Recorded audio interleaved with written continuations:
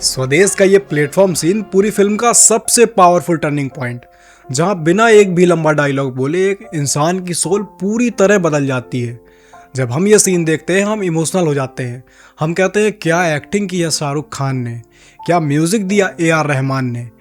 लेकिन क्या आपको पता है ये पूरा मोमेंट, ये साइलेंट रियलाइजेशन कैमरा रोल होने से महीनों पहले ही डिजाइन हो चुकी थी। चलिए थोड़ा पीछे चलते हैं। आज मेरे पास बिल्डिंगें हैं, प्रॉपर्टी है, बैंक बैलेंस है, बंगला है, गाड़ी है, क्या है तुम्हारे पास?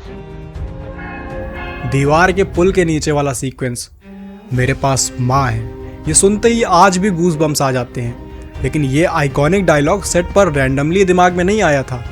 सलीम जावेद ने जब पेन उठाया था तब उन्होंने सिर्फ वर्ड्स नहीं लिखे थे, उन्होंने दो अलग आइडियोलॉजीज को टकराए जाने का ब्लूप्रिंट बनाया था। एक तरफ दीवार के उस पार खड़ा है अमीर करप्ट भाई और दूसरी तरफ सच्चाई पर खड़ा है छोटा भाई। इतना बड़ा इम्पैक्ट सिर्फ डायलॉग से नहीं आता, बल्कि उस स्क्रिप्ट के सॉलिड स्ट्रक्चर से आता है जो इस पंच लाइन को पंच लाइन बनाती है। हम सिनेमा को एक विजुअल मीडियम मानते हैं और जो कहीं ना कहीं सच भी है, क्योंकि जो दिखाई देता है, जो सुनाई देता है, हम उसी पर बात करते हैं। लेकिन अगर फिल्म सिर्फ कैमरा और साउंड का खेल है तो हर एक मास्टर वर्क की शुरुआत एक ऐसी चीज़ से क्यों होती है जिसे थिएटर में बैठा कोई भी बच्चा कभी अपनी आंखों से देख ही नहीं पाता। Welcome to the invisible architecture of cinema. आज हम फिल्म्स को उनके सबसे बड़े परमानेंट बेस तक डिसमेंटल करेंगे और देखेंगे कि एक स्क्रीन प्ले आखिर कैसे एक डार्क रूम में बैठे सैकड़ों अनजान लोगों के दिमाग और उनके दिल की बीट को एक साथ कंट्रोल करता है। सबसे पहले तो एक कन्फ्यूजन दूर करते हैं। स्क्रीन प्ले कोई नोवेल या कहानी की किताब नहीं है और ना ही ये सिर्फ डायलॉग्स की एक लिस्ट है। नोवेल एक फिनिश्ड आर्ट फॉर्म है जिसे पढ़ते ही आपको पूरी पिक्चर मिल जाती है, लेकिन स्क्रीन प्ले फाइनल डेस्टिनेशन नहीं, ये एक बहुत अच्छे बनाए हुए एक स्ट्रक्चर की ब्लूप्रिंट है। आप ब्लूप्रिंट के अंदर रह नहीं सकते, पर उसके बिना कोई सॉलिड इमारत भी खड़ी नहीं हो सकती। लोग समझते हैं स्टोरी और स्क्रीन प्ले एक ही है, और सच ये है कि स्टोरी सिर्फ ये बताती है कि क्या हुआ, स्क्रीन प्ले बताता है कि वो इंसिडेंट स्क्रीन पर विजुअली और टाइम के साथ कैसे अनफोल्ड होगा। एलियंस अर्थ पर आते हैं और एक स्पेशलिस्ट उनसे बात करने की कोशिश करती है, ये स्टोरी है। लेकिन लुइस बैंक्स का उस ट्रांसपेरेंट बैरियर पर अपना हाथ रखना और दूसरी तरफ से एक जायंट एलियन लिम्ब का आकर उसकी ज्योमेट्री को डुप्लीकेट करना बिना एक भी वर्ड बोले, ये स्क्रीन राइटिंग है। आप डायलॉग्स के बिना भी एक मास्टरपीस स्क्रीन प्ले लिख सकते हैं, पर एक्शंस के बिना नहीं। स्क्रीन प्ले में एक्सप्लिसिटली स्पेसिफाई किया गया था कि विजय हॉल के डोर पर खड़ा होगा जैसे कि एक क्रॉस पर कोई महान इंसान खड़ा हो। स्क्रीन प्ले का रूल सिंपल है, जो चीज़ कैमरा कैप्चर नहीं कर सकता, जो चीज़ फिजिकल बिहेवियर में नहीं बदल सकती, वो स्क्रिप्ट का हिस्सा नहीं बन सकती। इस टेक्निकल आर्ट को एग्जीक्यूट करने के लिए इंडस्ट्री ने एक यूनिवर्सल फॉर्मेटिंग स्टैंडर्ड बनाया है। ये रिजिड स्टैंडर्ड इसलिए है क्योंकि फिल्म सेट पर काम करने वाला हर एक डिपार्टमेंट इस एक सिंगल पेज से अपनी ऑपरेशनल कमांड्स रीड करता है। इसमें सबसे ऊपर होती है स्लग लाइन, जिसे सीन हेडिंग कहते हैं। ये प्लेन कैपिटल वर्ड्स में 3 चीज़ें बताता है। सीन अंदर है या बाहर, जैसे अंदर बताने के लिए स्टार्टिंग में INT और बाहर बताने के लिए उसमें EXT लिखा होता है।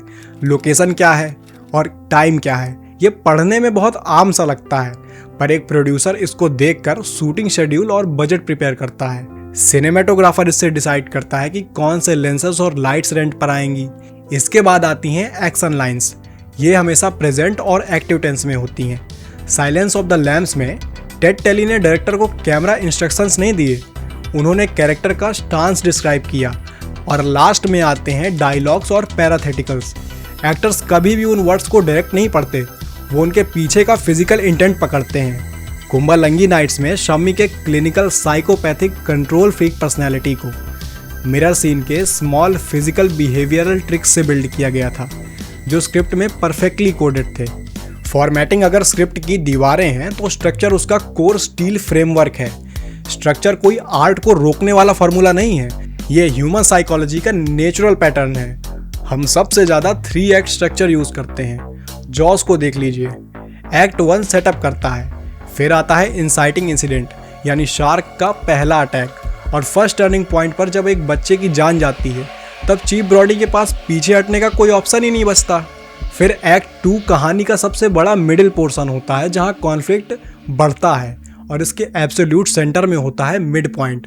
उड़ान फिल्म में रोहन का हॉस्टल से निकल जाना इंसाइटिंग इंसिडेंट था, पर उसका अपने अब्यूजिव बाप के एक्सट्रीम सप्रेशन के खिलाफ चुपके से एक जॉब ढूंढना और रिसोर्सेज कलेक्ट करना उसका मिड पॉइंट था।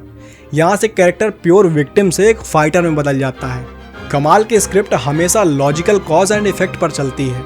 शोले में ठाकुर के हाथ नहीं है, देयरफॉर उसे 2 मर्सेनरीज को हायर करना पड़ता है। वो जय और वीरू को लाता है बट वो भागने की कोशिश करते हैं। ये प्रोग्रेशन ऑडियंस को स्क्रीन से बांधे रखती है। स्ट्रक्चर सेट होने के बाद screen writers advance narrative tools use करते हैं ऑडियंस इंगेजमेंट डबल करने के लिए। सबसे पहला वेपन है ड्रामेटिक आयरनी।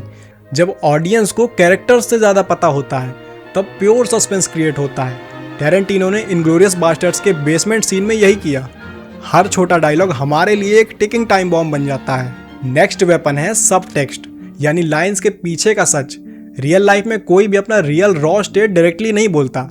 जूही चतुर्वेदी ने पीकू में ये खूबसूरती से लिखा है। जब राणा और पीकू कार चलाने के तरीके पर झगड़ते हैं तो बात कार की नहीं हो रही होती। पीकू अपने ओवर डिपेंडेंट बाप के स्ट्रेस और आइसोलेशन का गुस्सा निकाल रही होती है और राणा उसके इमोशनल ब्रेकडाउन को हैंडल कर रहा होता है।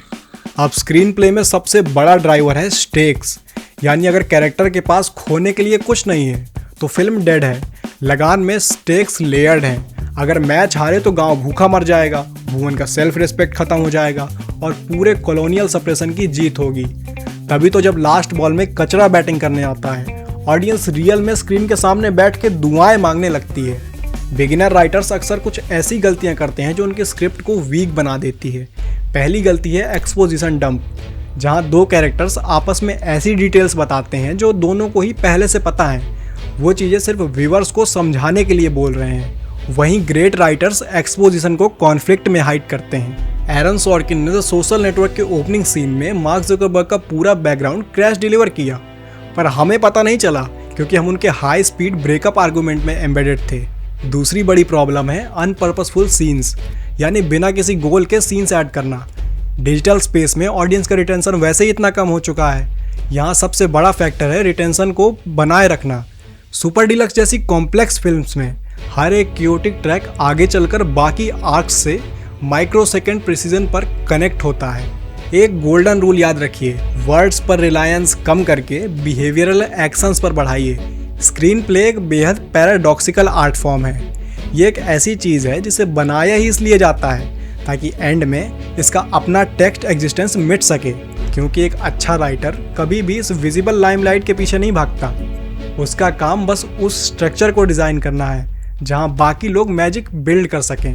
आज के लिए बस इतना ही। मैं मिलूंगा फिर किसी और वीडियो में। तब तक के लिए bye bye and happy film making.